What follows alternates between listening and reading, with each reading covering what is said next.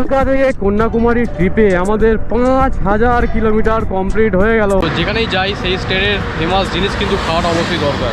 এখানে 40 টাকা প্লেট রয়েছে দই বড়ার। কলকাতা 436 কিলোমিটার, বালাসোর 190, কটক হচ্ছে মাত্র 13 কিলোমিটার। উড়িষ্যার এই কথাজড়ি রিভারটা কিন্তু দেখতে দারুণ লাগে, দারুণ। এই ব্রিজটাও দারুণ, আর নিচের রিভারের জলটাও পুরো ক্রিস্টাল ক্লিয়ার। সামনে পাহাড়ের রেঞ্জটা দেখো, পুরো মেঘের মধ্যে ঢেকে রয়েছে আর বড় বড় পাহাড়। Welcome to West Bengal. উড়িষ্যাকে ছেড়ে দিয়ে এবারের মতন আমরা বেরিয়ে পড়ছি। আমাদের আশেপাশে এখন কত বাঙালি বাবু ঘুরে বেড়াচ্ছে, আর সাউথ ইন্ডিয়াতে একটা বাঙালি বাবুর সাথে কথা বলার জন্য মনটা আকুল পাকুল করছিল। ওয়েস্ট বেঙ্গলে ঢুকেই আমরা নিয়েছি তেলে ভাজা। ওয়েস্ট বেঙ্গলের ফুল মজা নিতে হবে। অনেকদিন আমরা ওয়েস্ট বেঙ্গলের খাবারকে ছেড়ে ইডলি, ধোসা, সাম্বার এসব খেয়ে খেয়ে পেটে শ্যাওলা পড়ে যাওয়ার মতো লক্ষণ হয়ে গেছে।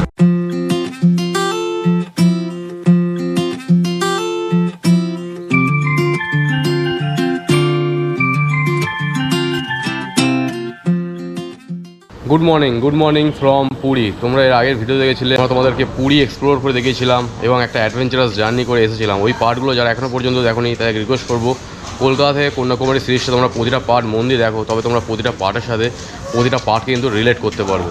এখন টাইম হচ্ছে সকাল 7টা, আর আমাদের ব্যাগ ট্যাগ কিন্তু বাঁধাবুধির কাজ চলছে, দেখতে পাচ্ছ। সব বাইকগুলো এরকম দাঁড় করানো ছিল সারা রাত, আর এখন ব্যাগ ট্যাগ প্যাক করবো এবং বেরিয়ে যাবো বাড়ির উদ্দেশ্যে। তো আজকে ভিডিওটা খুবই ইন্টারেস্টিং হয়ে চলেছে, কারণ এখান থেকে প্রায় 522 কিলোমিটারের ডিস্টেন্স আমাদের কভার করতে হবে সারা দিনের মধ্যে। সেই ভিডিওটা যদি ভালো লাগে লাইক করো, কমেন্ট করো, চ্যানেলটাকে অবশ্যই সাবস্ক্রাইব করে দিও এবং বন্ধু বান্ধব ফ্যামিলি মেম্বারদের সাথে বেশি বেশি শেয়ার করো। তো আমরা এই হোটেল রাধা প্যালেসকে ছেড়ে এবার মতন বেরিয়ে যাচ্ছি, আর টাইম হয়ে গেছে কিন্তু 8টা 40। 523 কিলোমিটারের জার্নি, এটা একদম ছোটোখাটো রাইড কিন্তু হবে না, খুব টান টান উত্তেজনার মধ্যে রাইড হবে। তার মধ্যে বুঝতেই পারছো আজকে হচ্ছে সবার শেষ দিন। এত 1000 কিলোমিটার কমপ্লিট করার পর আজকে আমরা আবার আমাদের বাড়ি ফিরবো।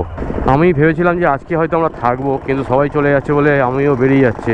পুরীর সি বিচের ধার দিয়ে এরকম অনেক কিন্তু ঝাউ গাছ লাগিয়েছে, যেটা কিন্তু খুবই ভালো জিনিস। একটু রোদের হাত থেকে ছাওয়াও হবে, এবং ঝাউ গাছ কিন্তু সমুদ্রের ধারে দেখতে একটা আলাদাই লাগে ভাই। এগুলো আগের বারে কিন্তু একদমই ছিল না, এগুলো নতুন করে একদম লাগানো হয়েছে। যখন এগুলো বড় হয়ে যাবে দেখতে দারুণ হয়ে যাবে পুরী সি বিচকে আরও। চলো আজকে জার্নিটা আমরা জয় জগন্নাথ বলে শুরু করছি। তবে মনটা খুবই খারাপ, আরও একটা দিন থাকলে তবে বেশ ভালো হতো। তবে কোনো ব্যাপার না, একটা জিনিস খারাপ হলে তার সাথে একটা জিনিস ভালো হয়। আমরা কিন্তু কলকাতায় এন্টার করবো আজকে, কত দিন পর আবার সেই কলকাতাকে দেখতে পাবো, এটা ভেবেও খুব ভালো লাগছে। সবাই চান টান করতে বেরিয়েছে, পুজো দিতে বেরিয়েছে, আর আমরা বেরিয়েছি আমাদের বাড়ির উদ্দেশ্যে।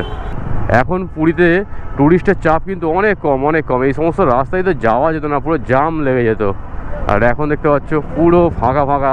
বিদায় পুরী সমুদ্র। এই হচ্ছে পুরীর মেন রোড, যেখানে জগন্নাথ দেবের রথ টানা হয়। এই রোড দিয়েই অ্যাকচুয়ালি রথটা টানা হয়। আর এখানে একটাই সিগন্যাল পাবে তোমরা, আর ভিতরে কিন্তু কোনো রকম সিগন্যাল নেই। চলো, সিগন্যাল খুলেও গেছে কথা বলতে বলতে। এই রোডটা কতটা চওড়া বুঝতে পারছো, যেরকম চওড়া আর সেরকম 4টে-5টা যাওয়ার রাস্তা রয়েছে। আমাদের ঠিক এই যে ডান সাইডে কিন্তু পড়বে জগন্নাথ দেবের মাসির বাড়ি। এর আগের বার যখন আমি পুরী এসেছিলাম, পুরো পুরীর সাইট সিন কিন্তু কমপ্লিট করেছিলাম, তবে এবারে আর সময় নেই বলে সাইট সিন আমরা কিছু কমপ্লিট করতে পারলাম না। যদি তোমরা পুরীর সাইট সিন দেখতে চাও তো আমার প্রিভিয়াস পুরীর ব্লগটা একবার চেক আউট করে নিও, ওতে কিন্তু ফুল ডিটেলসে সমস্ত কিছু কভার করা রয়েছে।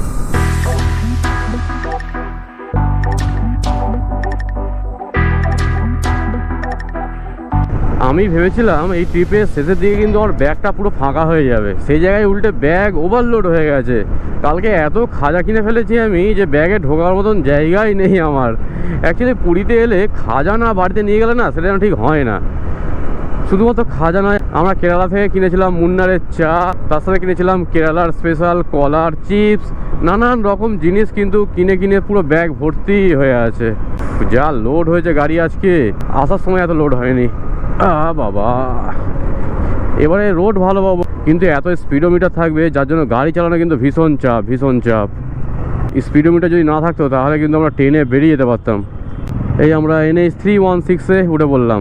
আমাদের বাম সাইডে রয়েছে পুরীর বাস স্ট্যান্ড, আর বাস স্ট্যান্ডটায় কত সুন্দরভাবে সাজানো দেখতে পাচ্ছ, দূর থেকে মনে হবে একটা মন্দির। যত ট্যুরিস্ট বাস আছে সব এখানে পার্ক করে দেন ছোট গাড়ি করে কিন্তু পুরীতে নিয়ে যায়। পুরীতে ডাইরেক্ট বাস কিন্তু ঢুকতে দেয় না। 2019-এ যখন আমি আমার ওয়াইফ এসেছিলাম পুরীতে বাসে করে, তখন এইখানেই পার্ক করে আর ছোট ম্যাজিক আছে, ওই ম্যাজিক গাড়ি করে গিয়েছিলাম। হ্যাঁ, তারপর থেকে তো আমরা আমাদের নিজের বাইক নিয়েই পুরী কতবার যে আসছি তার কোনো ঠিক নেই। পুরী জায়গাটাই এরকম। কলকাতা থেকে কন্যাকুমারী ট্রিপে আমাদের 5000 কিলোমিটার কমপ্লিট হয়ে গেল। তো আমার আন্দাজ কিন্তু একদম পারফেক্ট ছিল যে 5500 কিলোমিটারের মতন রাইডটা হবে। আমি আগেই বলেছিলাম ভিডিওর মধ্যে যে আমাদের এই টোটাল ট্রিপটা কিন্তু 5500 কিলোমিটার রাইড হবে, আর সেটাই সত্যি হলো। আর পাক্কা 500 কিলোমিটার ডিস্টেন্স বাকি আছে আমার বাড়ির। আজকে আমার টার্গেট আছে মোটামুটি 70 থেকে 80-র মধ্যে গাড়ি রাখবো এবং বেশিক্ষণ আমি বাইকে বসে থাকবো, তবে কিন্তু কিলোমিটারটা কমবে। আর যদি আমি একবার দাঁড়িয়ে পড়ি তাহলে কিন্তু কিলোমিটারটা অনেকটাই ড্রপ হয়ে যাবে। ওই একটু একটু করে দাঁড়াতে দাঁড়াতে কিন্তু আমাদের অনেক সময় চলে যাবে। এমনিতেই আমার বাড়ি ঢুকতে ঢুকতে টাইম লাগবে দেখাচ্ছে 7টা 39 অ্যাজ এ গুগল ম্যাপ। এইটা কিন্তু আরও অনেক রাত হবে, প্রায় 12টা-1টা তো বাজবে, এটা আমি ধরেই রেখেছি। দেখা যাক এবার কতদূর কি যেতে পারি আমি। সাউথের দিক দিয়ে পুরীতে ঢোকার রাস্তা যতটা জঘন্য ততটাই সুন্দর রাস্তা NH 316-এর। ও কলকাতা থেকে যারা আসবে এবং যাবে তার তো কোনো রকম সমস্যাই নেই ভাই, একদম বাটার স্মুথ রাস্তা। ও হো, গাড়িতে কোনো ভাইব্রেশনই নেই। আর কালকে যে রাস্তায় এসেছি আমরা 50 কিলোমিটার, ওটা সারা জীবন মনে থাকবে। 50 কিলোমিটার আসতে আমাদের প্রায় 2 থেকে 2.5 ঘন্টা টাইম লেগেছে, মানে বুঝতে পারছো। কালকে এসেই কিন্তু আমরা সবার প্রথমে চান করতে চলে গেছিলাম। চানের ভিডিওটা আমি বানাতে পারিনি কারণ মোবাইল ক্যামেরা সমস্ত কিছুই হোটেলের মধ্যে চার্জে দিয়ে আমি বেরিয়ে পড়েছিলাম। তবে সেরা এনজয় করছি, সেরা এনজয়।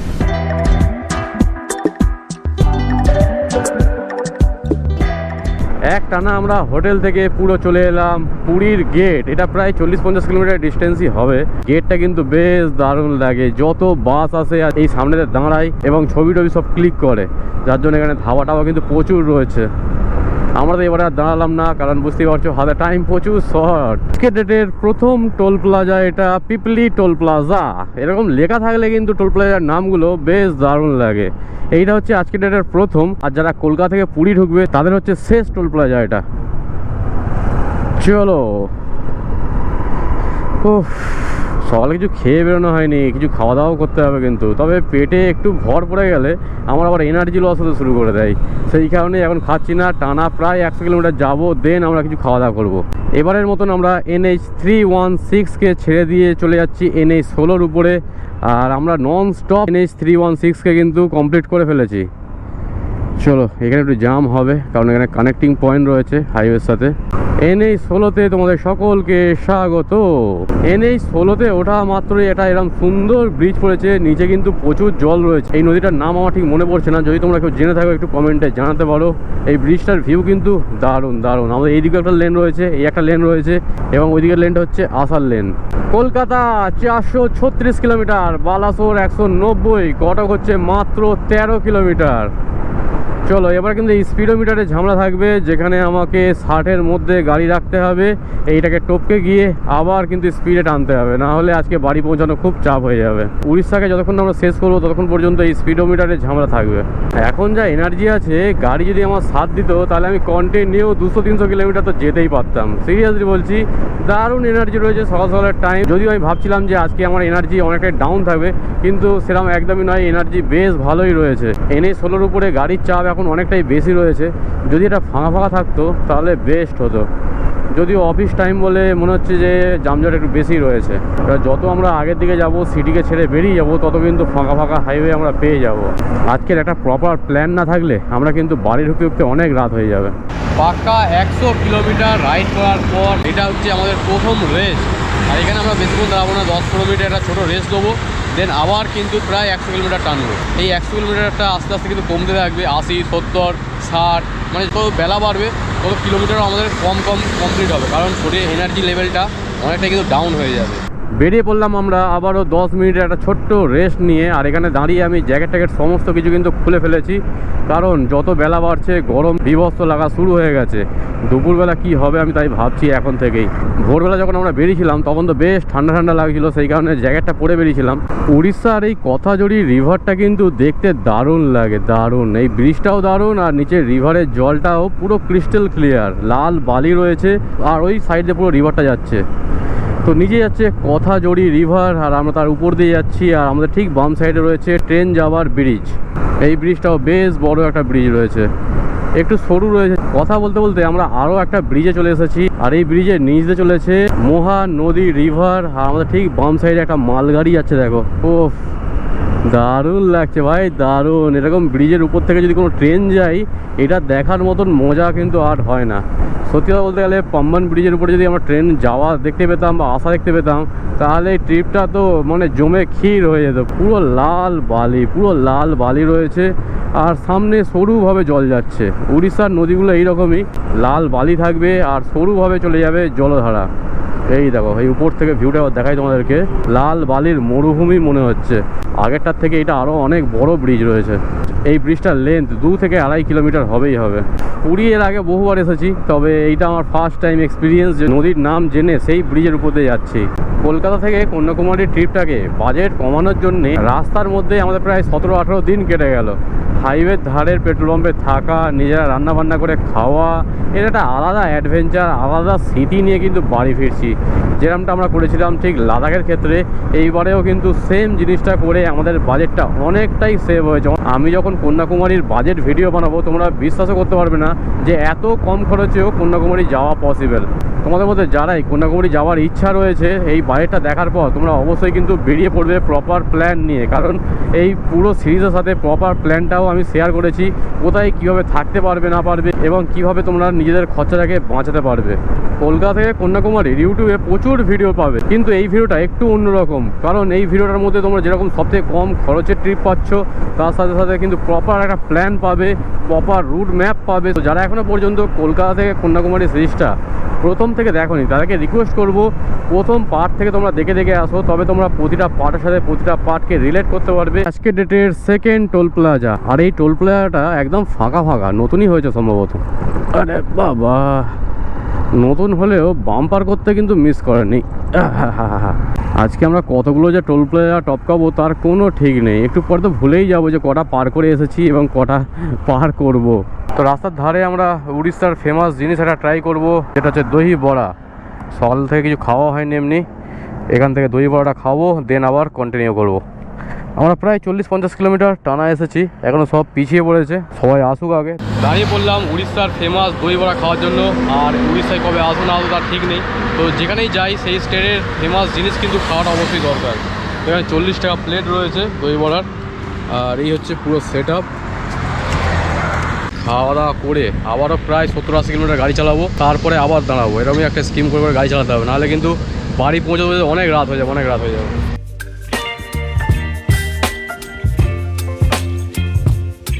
চলে এসেছে আমাদের উড়িষ্যার ফেমাস দই বড়া। আর দই বড়াটা এবার দেখিয়ে দিই, এই হচ্ছে দই বড়া। চলো একটু টেস্ট করে দেখা যাক কিরকম হয়েছে।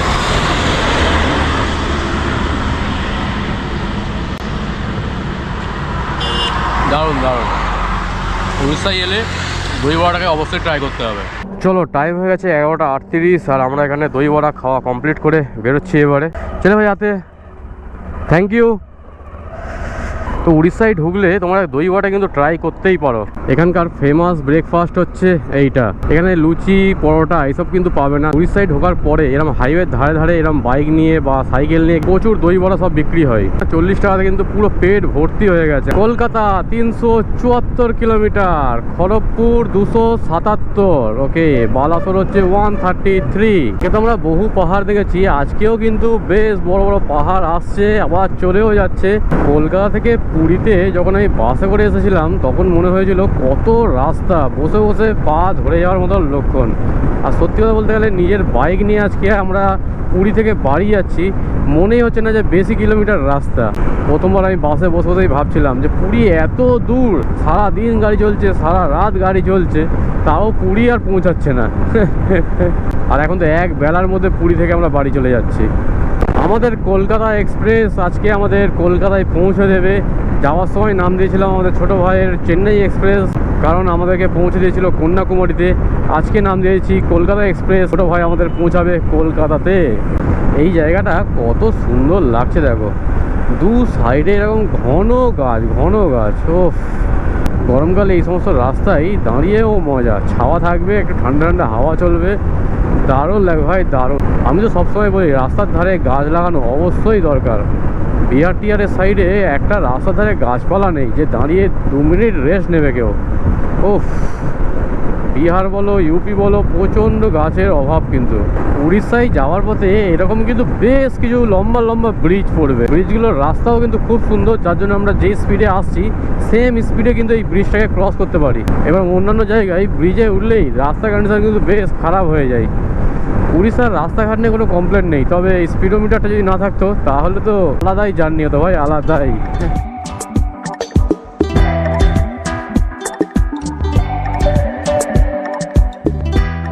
পুরী থেকে বেরোনোর পর কে কোথায় চলে গেল খুঁজেই পাওয়া যাচ্ছে না। অঙ্কন আর দীপ্ত সম্ভবত একসাথে আছে, বাপিদা এখানে একা একা যাচ্ছে, আমি বাপিদাকে টেনে ধরলাম সবেমাত্র। ওফ, সবাই বাড়ির জন্য তাড়াহুড়ো করছে, তার মধ্যে রাত্রিরে ঘুমও ভালোভাবে হয়নি, তো চোখ লেগে যাচ্ছে, একটুখানি করে যাচ্ছি আর ঘুম পেয়ে যাচ্ছে, এরকম ব্যাপার। তো মুখে হাতে জল দিয়ে দিয়ে আমাদের কন্টিনিউ যেতে হবে, কিছু করার নেই। আজকে কিন্তু আমাদের বহু ডিস্টেন্স কভার করতে হবে। লরি গিয়ে গিয়ে কি অবস্থা রাস্তার, ও পুরো লরি যেখান থেকে যাই পুরো ঢুকে গেছে, মানে ওইখানে যদি আমাদের বাইকের চাকা পড়ে তাহলে পড়তে হবে নিঘাত, কিচ্ছু করার নেই। এদিকে সব লরি একই লেন দিয়ে যায়, যার জন্য পুরো রাস্তাটা বসিয়ে দিয়েছে ওই জায়গাটাতে। চলো, টাইম হয়ে গেছে 1:08, আর আমরা বেশ কিছু কিলোমিটার কন্টিনিউ গাড়ি চালাচ্ছি। যতক্ষণ না 100 কিলোমিটার কমপ্লিট হয় ততক্ষণ গাড়িকে আর দাঁড় করাবো না। কলকাতা থেকে আমরা 300 কিলোমিটার দূরে রয়েছি, আবার একটু দাঁড়িয়েছি, কারণ হচ্ছে একটা এই যে রোদের তেজ দেখো কি পরিমাণ রোদ উঠেছে, বুঝতে পারছো? রাত্রিবেলা থাকছে ঠান্ডা আর দিনের বেলা হচ্ছে গরম। উফ, সব কিছু জ্বালিয়ে দিচ্ছে ভাই, জ্বালিয়ে দিচ্ছে। এখানে গাড়িটাও আমার অনেক বেশি হিট হয়েছে, তো একটু দাঁড়াবো, দেন আবার কন্টিনিউ করবো। সামনেই বালাসোর আসছে, বালাসোর এখান থেকে 50-55 কিলোমিটারই হবে। চলো, টাইম হয়ে গেছে 1:54, আর আমরা এখান থেকে সবেমাত্র বেরোচ্ছি। বেরোনোর ইচ্ছাই নেই, এত গরম। বালাসোর পৌঁছে গেলে আমরা কিন্তু তারপরেই ওয়েস্ট বেঙ্গলে এন্টার করে যাব। বালাসোর এবং বেলদা দুটোর মধ্যখানে কিন্তু বেঙ্গল আর উড়িষ্যার বর্ডার রয়েছে। ওয়েস্ট বেঙ্গলে এন্টার করে গেলে মনটা একটু খুশি খুশি হবে, বা একটু এনার্জিও পাবো আমরা, কারণ ঘরের ছেলে আবার ঘরে ফিরে এসেছে। দুদিকে দুটো লেনে গাড়ি ঢুকিয়ে দিয়েছে, আর মধ্যখানে সরু একটা বাইক যাওয়ার মতনই জায়গা রয়েছে। তবে এর মাঝখানে কিন্তু ঢোকা ভীষণই রিস্কের ব্যাপার, কারণ এই চাকাতে কিন্তু হাওয়ার প্রেসারে টেনে নেবে ফট করে। ও চলো, একটা লেন সবসময় ফাঁকা রাখা দরকার। আশা করছি রোড কন্ডিশন খুব একটা খারাপ হবে না, কারণ NH-16-এর উপর সেই ভরসাটা রয়েছে। তবে যাওয়ার রাস্তা কিন্তু বেশ চকচকে পেয়েছি আমরা, বেশ চকচকে। তবে ফেরার রাস্তা বেশ কিছু জায়গায় খারাপও পেয়েছি। ওয়াও, সামনে পাহাড়ের রেঞ্জটা দেখো, পুরো মেঘের মধ্যে ঢেকে রয়েছে, আর বড় বড় পাহাড় পুরো সামনে থেকে পিছন পর্যন্ত কিন্তু পাহাড়ের রেঞ্জ রয়েছে। যত আমরা আগের দিকে যাব এই পাহাড়গুলোকে খুব ভালোভাবে এনজয় করতে পারবো। এই রাস্তাটা একদম নিউলি টারম্যাক রোড, পুরো কালো চকচক করছে। এরকম নতুন রাস্তায় গাড়ি চালানোর মজাই আলাদা। পেয়ে গেছি ভারত পেট্রোলিয়ামের পেট্রোল পাম্প, আর এখান থেকে বালাসোর 20-25 কিলোমিটারের ডিস্টেন্স হবে। এখানে আমার অ্যাকচুয়ালি জল নেওয়ার রয়েছে, আর তেলও আমি একটু ভরিয়ে নেবো, 4 টাকা রয়েছে, ফুল করিয়ে নিয়ে দেন বেরোবো। এখানে লিটার হচ্ছে 101 টাকা 11 পয়সা। তো এখানে আমার 460 টাকা তেল গিয়েছে, আবারও ফুল ট্যাঙ্ক হয়ে গেছে। আর এই ট্রিপে কিন্তু আমাদের তেল ভরতে লাগবে না। 460 টাকা তেল নিয়ে আমরা আবারও বেরিয়ে পড়লাম আমাদের বাড়ির উদ্দেশ্যে। এখান থেকে আমার বাড়ির ডিস্টেন্স প্রায় 300 কিলোমিটারের মতন হবে। যদিও আমার এত তেল লাগবে না, বাড়িতে গিয়েও তেল বেঁচে যাবে, তবু নিয়ে রাখলাম। এখানে 101 টাকা লিটার আছে, আর আমাদের ওখানে গেলে তো 106 টাকাতে লিটার ভরতে হবে। এই টাইমটা তবু গাড়ি চালাতে বেশ ভালো লাগছে, তবে জানি না কতক্ষণ ভালো লাগবে, কারণ বেশিক্ষণ কন্টিনিউ গাড়ি চালালে মাথাটা ধরে যাচ্ছে। সেই কারণে ছোটো ছোটো রেস্ট নিচ্ছি, চোখে মুখে জল দিচ্ছি, আবার এগোচ্ছি। এই হচ্ছে এখনকার পরিস্থিতি। কিচ্ছু করার নেই ভাই, কিচ্ছু করার নেই। কাল রাতে যদি ঠিকঠাকভাবে ঘুমটা হতো তাহলে এতটা কষ্ট হতো না। কাল রাত্রিরে আমরা শুতে করতে 2-2:30 বেজে গেছে, আর এই ট্রিপে এখনও পর্যন্ত 5224 কিলোমিটার কমপ্লিট হয়ে গেছে। পৌঁছে গেছি সেই টোল প্লাজা। এই টোল প্লাজাটাকে ভোলার নয়, কি সুন্দর দেখো, ছোটো ছোটো ঘর ঘর করার মতো রয়েছে, লাল লাল কালারের, দারুণ একদম ইউনিক একটা টোল প্লাজা। একদম ছোটোখাটো টোল প্লাজা, শুধু ঘর ঘর করা রয়েছে। কন্যাকুমারী থেকে বাড়ি ফেরার পথে উড়িষ্যার মধ্যে কিন্তু বেশ কিছু ডাইভারশন পাচ্ছি ভাই। যাওয়ার সময় কিন্তু এত ডাইভারশন আমরা পাইনি। আর এখানে ডাইভারশন দেখো, একটুখানি করে যাচ্ছি আবার ডাইভারশন, আবার ডাইভারশন। মানে ফেরার রাস্তাটা কিন্তু বেশ খারাপ কন্ডিশনেই রয়েছে। যাওয়ার রাস্তা যতটা চকচকে, ফেরার রাস্তা ততটাই খারাপ। এই দেখো, এইখানে আবার রাস্তার ধার দিয়ে যাতে সব পানি ফল বিক্রি হচ্ছে দেখো। ও পুরো টাটকা পানি ফল তুলেই হাইওয়ের ধারেই বিক্রি করছে। যদি নেওয়ার জায়গা থাকতো তাহলে আমি বাড়ির জন্য নিয়ে যেতাম 1-2 কিলো, কিন্তু আমার ব্যাগ পুরো ফুল, মানে একটা পিন গলাবার জায়গা নেই। আমি খালি তাই ভাবছি যে ব্যাগ খালি হয়ে যাওয়ার বদলে ব্যাগ ভর্তি হয়ে গেল। এর পরের বার যখন আমি কোনো ট্রিপে বেরোবো একটা ব্যাগ এক্সট্রা নিয়ে বেরোবো। উড়িষ্যার মাত্র 39 কিলোমিটার ডিস্টেন্স বাকি রয়েছে, সামনেই 39 কিলোমিটার গেলেই ওয়েস্ট বেঙ্গল বর্ডার আমি পেয়ে যাবো। এখানে একটু দাঁড়িয়েছি রেস্ট নেওয়ার জন্য, আর এখানে ভিউটা কিন্তু খুব দারুণ। দেখো এখানে বেশ দেখতে পাচ্ছি গাছপালা বেশ অনেক রয়েছে, যার জন্য দাঁড়িয়ে থাকতে বেশ মজা লাগে। ঠান্ডা ঠান্ডা হাওয়া চলছে এই টাইমটা। সূর্যিমাও কিন্তু পুরো পিছনে চলে গেছে, আর সানগ্লাস মনে হচ্ছে না পড়তে হবে বলে। শেষের দিনটা কিলোমিটার যেন কমতেই চায় না। এটা শুধুমাত্র এই ট্রিপে নয়, প্রতিটা ট্রিপে এই একই গল্প।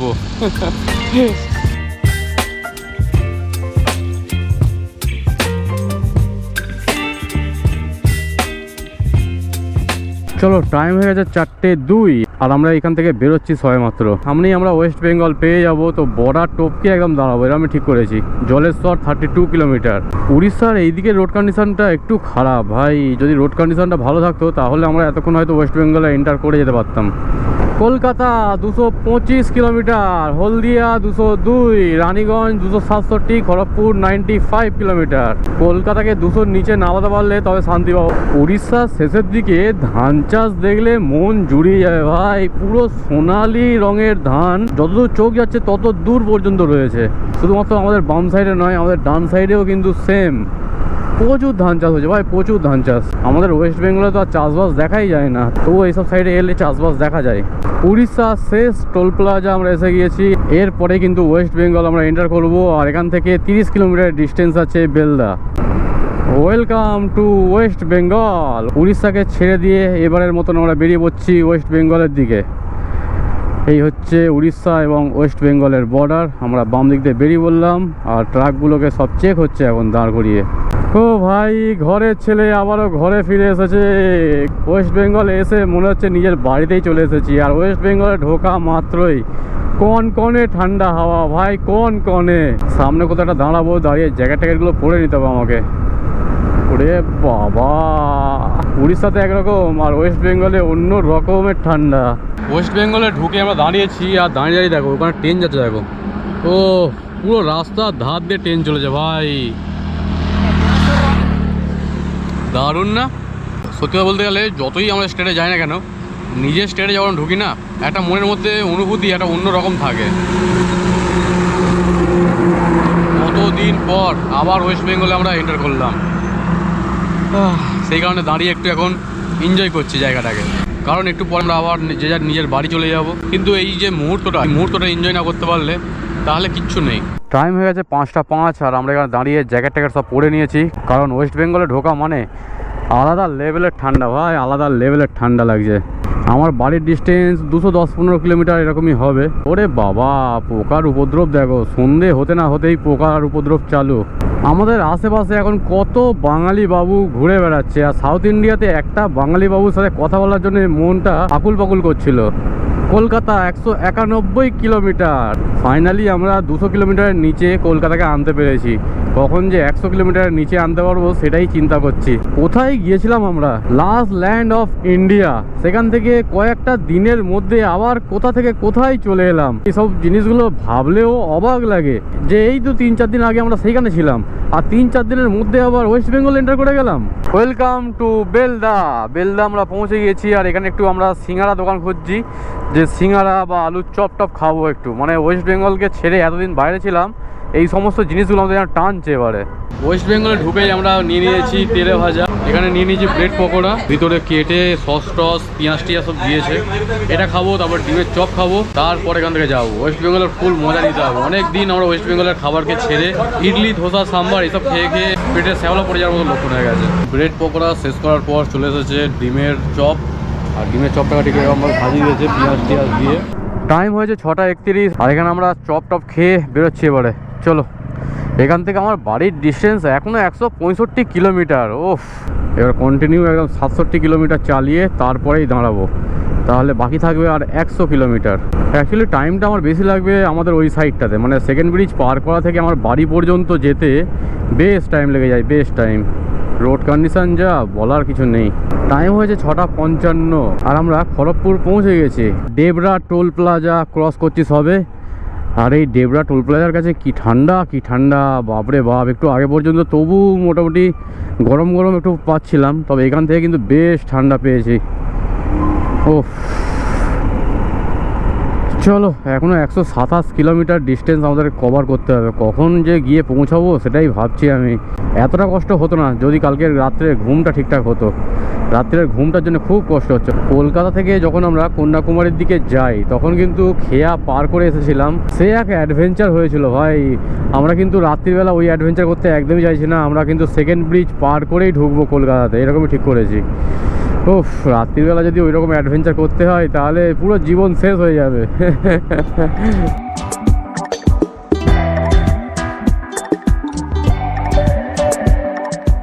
ওয়েস্ট বেঙ্গলে ঢোকা মাত্রই এই ব্যারিকেডের ঝামেলা কিন্তু বেশ বেড়ে গেছে।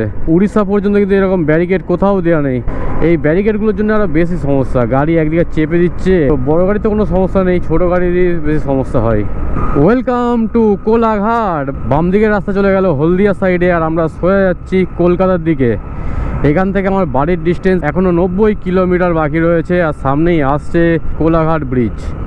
ওফ, এই শেষের কিছু কিলোমিটারটা এত কষ্ট হয়। আমাদের বাম সাইডে রয়েছে সেই বিখ্যাত শেরি পাঞ্জাব। আমি একবার দীঘায় যাওয়ার সময় খাওয়া দাওয়া করেছিলাম। শেরি পাঞ্জাবে খাবার দাবারের দাম কিন্তু প্রচুর। তোমরা কারা কারা শেরি পাঞ্জাবে খাওয়া দাওয়া করেছো একটু কমেন্টে আমাকে জানিও। কোলাঘাট ব্রিজের উপরে চলে এলাম, আর নিচে চলেছে রূপনারায়ণ নদী, আর তার উপর দিয়ে কোলাঘাট ব্রিজটাকে দেখতে কিন্তু অপূর্ব লাগে। যদিও রাত্রিবেলা কিন্তু সেরকম দেখার কিছুই নেই। ওরে বাবা, কোলাঘাট ব্রিজের উপরে ভাই ট্রেন যাচ্ছে দেখো।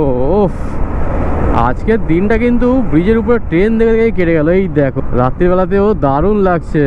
এবারের মতন আমরা এনেই সোলোকে ছেড়ে দিলাম, ছেড়ে দিয়ে বাম দিক নিয়ে নিচ্ছি কলকাতার সাইডে। তো আমরা সেকেন্ড ব্রিজের রাস্তাটা ধরবো। আর শরীরে এতটুকু এনার্জি নেই ভাই, সিরিয়াসলি বলছি, আর একদম এনার্জি নেই। এবারে কিন্তু আসল খেলা শুরু। এবারে জাম জট, রাস্তা খারাপ, সমস্ত কিছু কিন্তু পার করতে হবে আমাদেরকে। ওফ, সেকেন্ড ব্রিজে যাওয়ার রাস্তাটা দেখো একবার। ওফ, কি জাম। প্রতিবারের কেস এটা, প্রতিবারের। সেকেন্ড ব্রিজে যাওয়ার জন্য দম বন্ধ হয়ে যাবে আমাদের। Welcome to second bridge. অনেক কষ্টের পর আমরা সেকেন্ড ব্রিজ এসে পৌঁছেছি। আর সেকেন্ড ব্রিজে পৌঁছানোর রাস্তাটা কিন্তু বেশ কষ্টকর ছিল ভাই, বেশ কষ্টকর। চলো আজকের ভিডিওটা বেশি বাড়াচ্ছি না। ভিডিওটা যদি ভালো লাগে লাইক করো, কমেন্ট করো, চ্যানেলটাকে অবশ্যই করে সাবস্ক্রাইব করে দিও, এবং বন্ধু বান্ধব ফ্যামিলি মেম্বারদের সাথে বেশি বেশি করে শেয়ার করো। দেখা হচ্ছে নেক্সট কোনো রাইডে, নেক্সট কোনো ব্লগে। ততক্ষণ পর্যন্ত সবাই সুস্থ থেকো, ভালো থেকো।